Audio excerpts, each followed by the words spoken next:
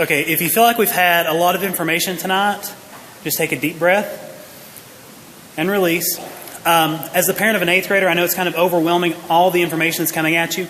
But what's up here right now, this MJHSRebels.org, our school website, if there's any point where you have concerns or questions, or you just forget something from tonight, or there's just a feeling that you know that we talked about something and you want to go revisit it, everything from tonight is at this website at MJHSRebels.org.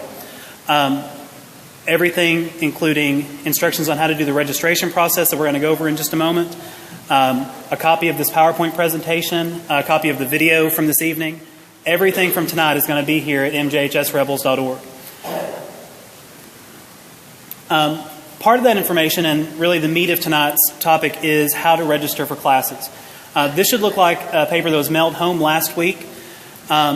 When we have a chance to break up and go to the computer labs in a few moments, if you want to work on the registration process, we're going to go through this page.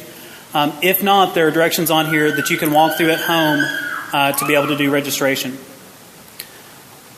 If you lost that paper, there's a copy of it on the school website. And for that, we're going to go out of the PowerPoint for just a second. I'm going to show you kind of how to get there on the website. When you go to the Maryville Junior High School website, it's the same way you get to the Coulter Grove website, Montgomery Ridge. It's tied into the school district's website, or you can go directly to that MJHSRebels.org. At the very top of the quick link section, the top option is 2015-16 registration.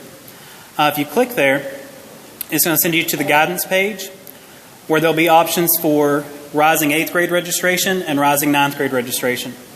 When you go to Rising 8th grade registration, there will be everything you could want to know about registration.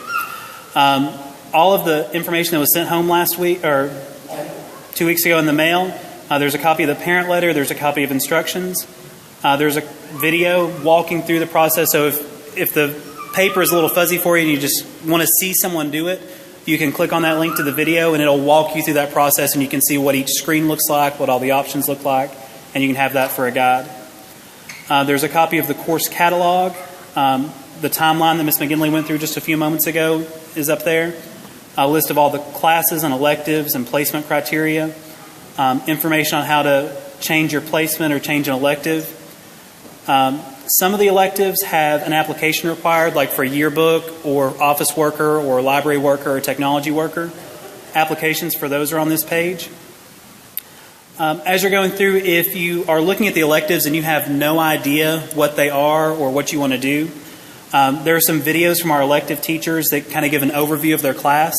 It's set up like a playlist so that you can click and go down to Spanish 1 or French 1 or STEM, and just look at the different electives and have the teacher tell you a little bit about their course. And then finally, there's a copy of tonight's PowerPoint on there.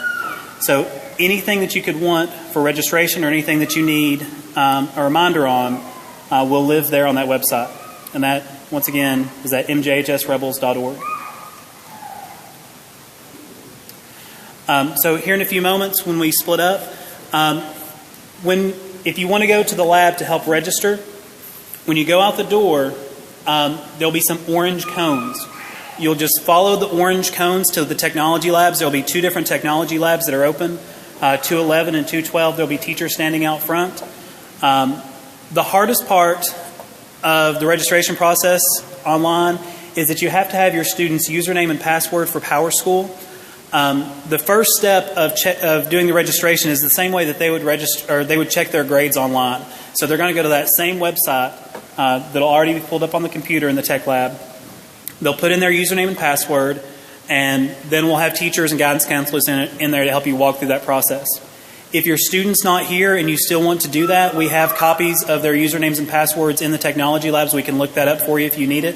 But if they're with you, they should be able to log on and do that on their own if they have any experience checking their grades online.